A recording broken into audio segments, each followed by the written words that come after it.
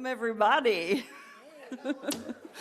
And welcome, friends on Zoom. We're glad you're all here. Enter and come in joy. Come in hope. Come in strength. Some of you come with questions that have no answers. Some have endured a painful loss. Some enter this place as homecoming, and others are wondering what this place is all about. Whoever you are, whatever called you here today, you are welcome. You belong. I'm Joanna Alexander, she, her, serving as your worship associate today. I'm wearing the choir stole today too, colorful stole. And I have white hair, if you want to know what my hair looks like. Today I'm inviting Nicole, who will light the flaming chalice, symbol of our shared faith. And I will share the words of Maureen Killeran. And something new, I'm going to invite you to say words. You'll say the words, "Let there be light," when I give you the gesture. Let's practice. Let there be light. As the kindling of this chalice calls us to community, let there be light. As the flame of this chalice reminds us of our shared values, let there be light. As the glow of this chalice encourages us to hope, let there be light. As we celebrate the dedication of a child, let there be light. Good morning, everyone. So nice to see you. My name is Jen Youngsun, and I use she, her pronouns. If you would be helped by a visual description, today I'm wearing all black and my purple stole.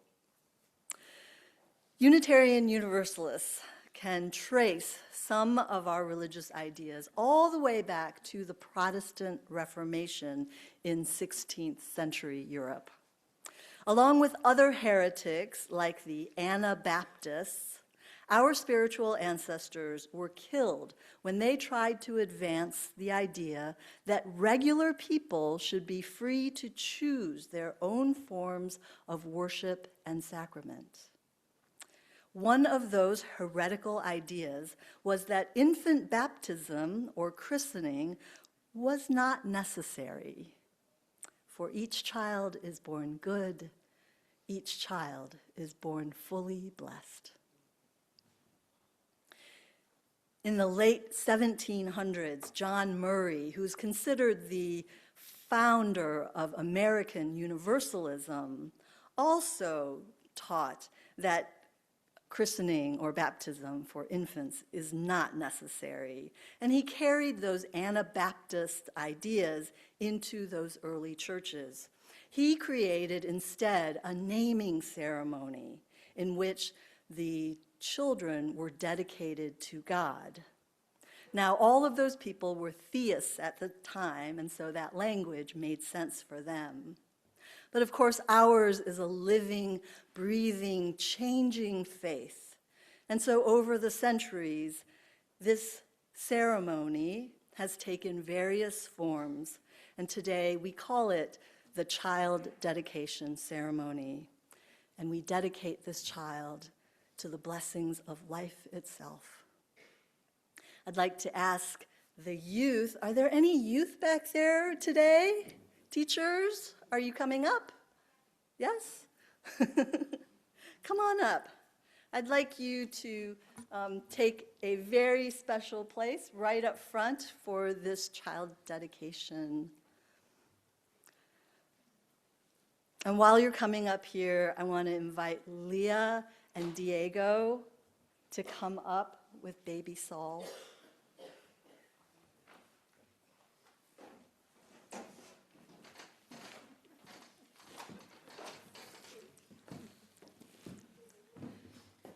Leah, and Diego, from the beginning of time, parents have brought their children into houses of worship for dedication.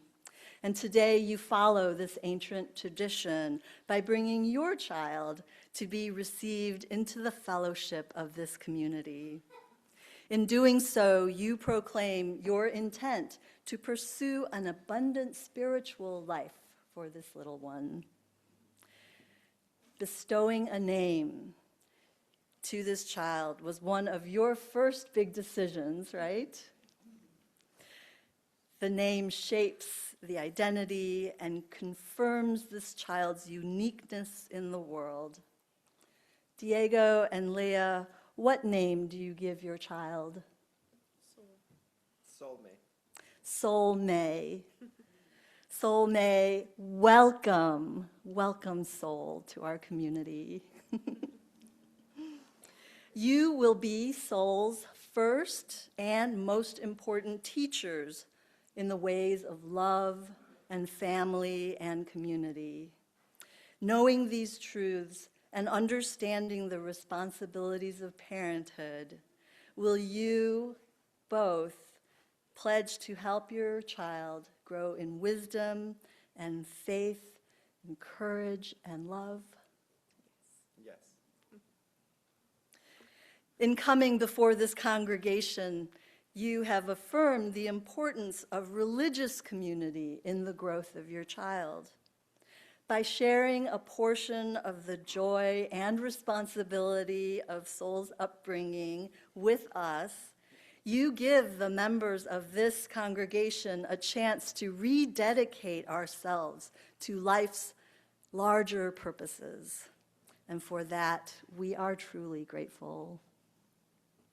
And so I ask you, the members of this beloved congregation, will you pledge to celebrate the divine sparkle within each child? Will you do all you can to support this family and every family raising children? Will you strive to work for a world in which all children grow surrounded by beauty, embraced by love, and comforted in peace? Yes. All right.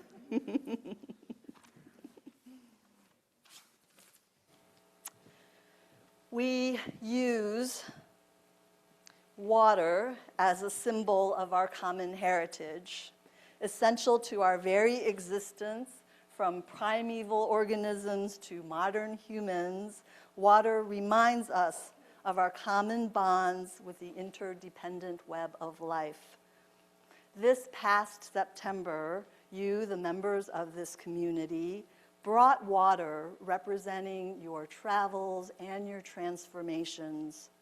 You mixed those waters in a water communion ritual and mixed the waters together in a common bowl.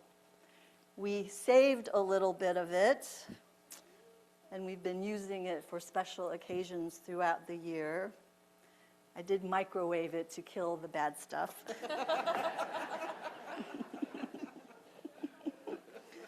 And then for this ceremony, we also use a single rose stripped of all of its thorns, a symbol of this child's unfolding life. And I'll dip it in just a little bit of this water. Soul May, your parents chose this name for you because soul means sun in Spanish. And the sun warms us and gives life. The sun lights up the whole sky. The sun gives us hope. Oh, precious one, may these feet stay grounded upon the earth. May these legs dance in joyful expression. May this heart stay open to love. May this mind be clear and at peace. And let the people say, welcome, soul. Welcome, soul. All right, congratulations. This is for you, and this is a certificate of dedication for you as well. Yeah, thank you. Go ahead and have a seat.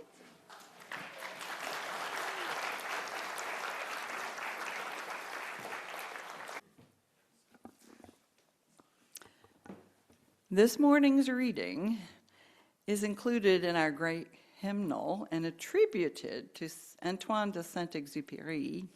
However, a French scholar checked on this. This attribution has not been firmly established. Saint-Exupéry did write Le Petit Prince, the book second only in sales to the Bible, whose story of the little man who comes from the stars to care for the planet that he cares for touches across all generations. So the poem.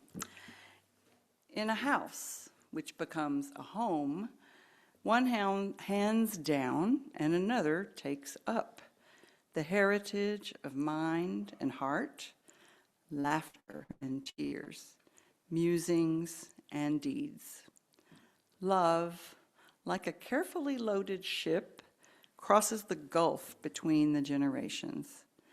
Therefore, we do not neglect the ceremonies of our passage when we wed, when we die, and when we are blessed with a child.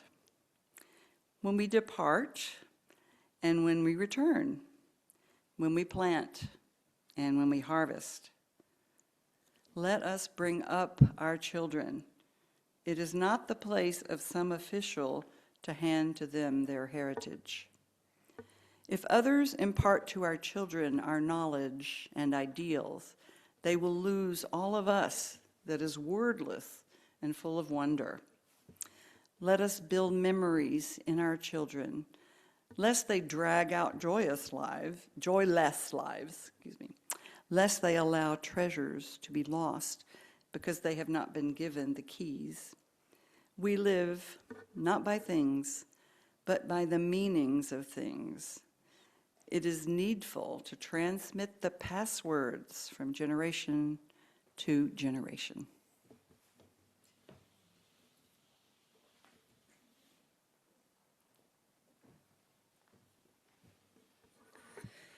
In the middle of the pandemic, when schools disappeared and parents were left scrambling to recreate classrooms in their kitchens and their closets, an illustrator named Wendy McNaughton offered free online art lessons for kids. Now, Wendy happens to be a friend to a NASA spacecraft systems engineer. And they collaborated and created something really brilliant, the first ever youth art show in outer space. Students from 5 schools around the country were chosen to create drawings that capture whatever they think are the most wonderful, meaningful, and important parts of life on this planet. These drawings will be etched into the metal surface of a satellite, which will orbit the Earth, showing off these works of art to whomever is watching. Among the 100 art pieces are the predictable references to cartoon characters and video games and movies and sports teams. But actually, 2 other types of images emerged as the most meaningful parts of life on Earth, according to these kids. And those 2 things are nature and love. Lots and lots of hearts and pictures of families and friends and animals and trees. Oh my goodness, so many trees. And then there was this one with a caption under it. Her drawing is of a smoking house and denuded trees. 13-year-old Alma wrote this caption: "Earth isn't the best place right now, but we can work to fix it." I somehow feel the urge to apologize to Alma and to Baby Soul And to all the children of the world, I'm sorry we couldn't straighten things out in this place before you arrived. Earth isn't the best place right now, and we will not give up. We will not give up trying to make it better, and most importantly, we will not give up on you. Ken and I worry about our children a lot. They're in their 20s. And I worry for your children too. I worry for the children who are not safe. And I worry for the children who are hungry. I also hold out so much hope for them. And I want every child to be happy, and I want every child to be whole. Yesterday was a celebration of life for one of our longtime members, Grace Hart. And as I was watching the slideshow of her life, moving from baby face to young child to young adult, through middle age and into her 87th year, and I just watched and thought, you know, throughout her life, she had been nurtured. She received nurture from her family and her friends and the trees and the animals and the air and the water and the earth. Isn't it astonishing how much nurture a human animal needs? Not just in their infancy, not just in their childhood, but even into their adulthood. As the baby grows, it takes a bigger and bigger community, bigger than the original nuclear family, to nurture that human. It does, in fact, take a village to raise a child. But these days, we don't live in villages, sadly. Friends and family are scattered and spread out. It's more difficult to find a community of adults who are trustworthy enough to nurture a child. And the religious community is one of the few intergenerational places in our society. But those are declining, as we know, as older members are dying, and the congregations are not doing a good enough job to meet the needs of younger families. Unitarian Universalism has long been concerned with the nurture and development of our youth. Horace Mann, have you ever heard of him? He was a Unitarian who served as Secretary of Education in the state of Massachusetts. In the mid-19th century, he helped to establish free public schools, free and non-sectarian, very important, as the norm in the United States. Throughout our history, Unitarian Universalists understood that public education was essential for a strong and resilient democracy. Another Unitarian leader in this area was Elizabeth Palmer Peabody. She had traveled to Europe to learn about a fancy new educational approach called kindergarten. And when she returned to the US, she was one of the people that helped to establish kindergarten as an accepted part of the public school system. For a long time, Unitarians, though not so much the Universalist side of our family, were shaped by a deep faith in the never-ending progress of humanity. This comes directly from our foundational theology of Imago Dei, the idea that we are made in the image of God and that we possess divine capacities that we can keep developing to higher and higher levels. Advances in technology and a growing humanist movement had a strong influence on the Unitarian Universalists. We thought we could fix everything. We believed in the capacity of human beings to establish a more just and humane society if we just worked hard enough. But the wars and the social disasters, the inequity and injustices of the last 100 years threw a lot of cold water on the onward and upward forever and ever vision. This is one of the keys that we hand down from generation to generation. That life on earth can be extraordinarily beautiful, and there is so much about life that makes us sad. The ritual of joys and sorrows that the children take part in their own spaces, and the ritual that we do here in this sanctuary, it shows us that we are capable of holding big feelings that seem to contradict each other.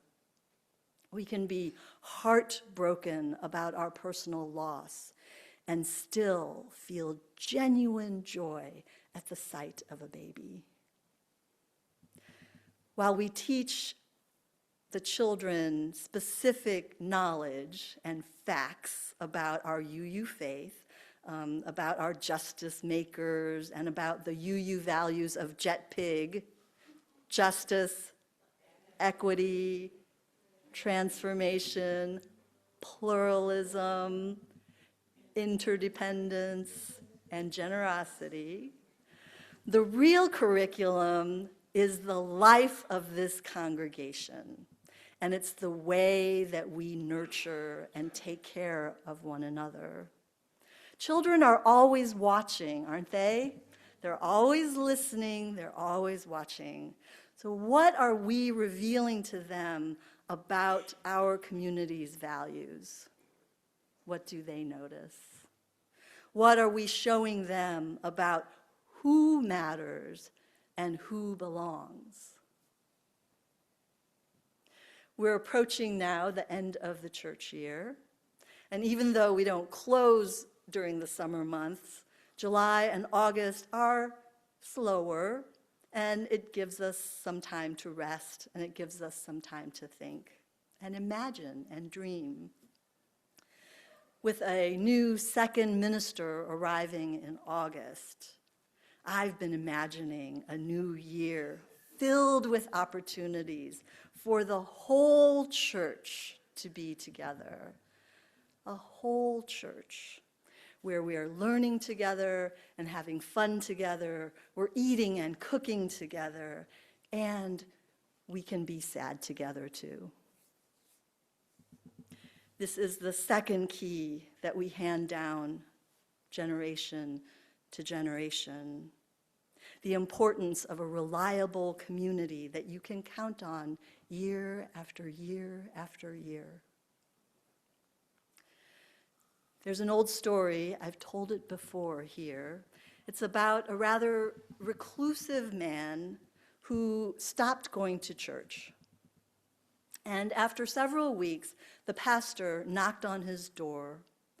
Without a word, the man pointed to a chair next to the fireplace, and the pastor and the man sat in silence watching the burning pile of coals. After a while, the pastor reached forward and with the tongs, he picked up one of the burning coals and he set it apart from the rest of the pile. It began to grow cold and it stopped glowing. And then the pastor picked it up again and put it back next to the burning pile, and it began to glow brightly again. Without a word, the pastor left. The following week, the man came back to church.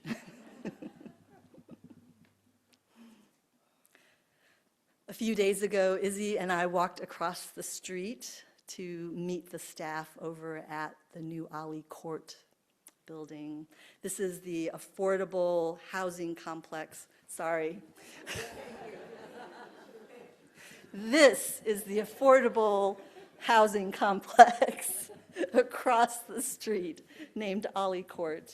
One of the buildings is already full of residents, and the other one will be full of residents very, very soon. That complex houses 3 different childcare agencies. One of them is Head Start, and the 2 other ones are childcare facilities.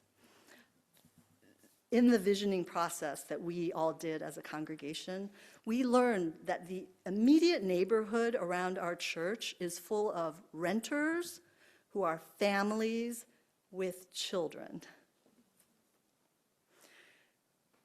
What can you imagine this congregation doing to meet the needs of young parents and children, the children they are bringing into the world? But before we turn our attention to the families beyond these walls, we need to begin with our own families right here.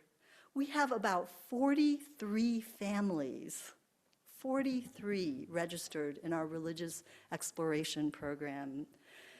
Many of them remain only loosely connected to congregational life. Very few are actual members of the church. Families with small children are busy. They're stretched thin, they're stressed. I understand why it's hard to not be able to connect with a congregation, and I think we could do a lot better. We are called by our faith. We are called by our religious ancestors to build and nurture relationships across the generation. May these connections always be life-giving and heart-opening. May it be so. Amen.